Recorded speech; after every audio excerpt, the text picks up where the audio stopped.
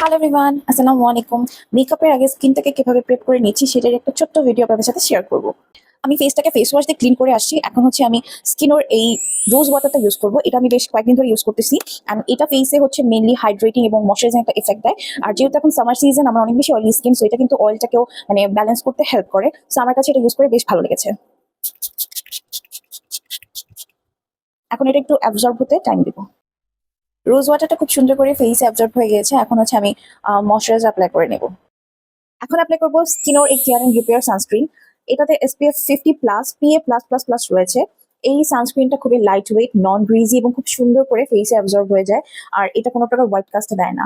আমার কাছে এটা ইউজ করে বেশ ভালোই লেগেছে। আরেকটা বিষয় হচ্ছে এটা কিন্তু একদমই কোনো ইরিটেশন দেয় না। থাকে না যাদের একদম সেন্সিটিভ স্কিন অনেক ইরিটেট করে বা অনেক যাদের স্কিন ব্যারিয়ারটা ড্যামেজ, সো সেক্ষেত্রেও কিন্তু এই সানস্ক্রিনটা ইউজ করতে পারবে।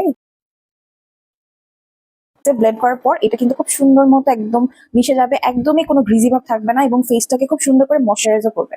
সো এটাই ছিল আমার সিম্পল স্কিন প্রেপ মেকআপের আগে। এখন আমি একটা সিম্পল মেকআপ লুক করে এখনই আসছি।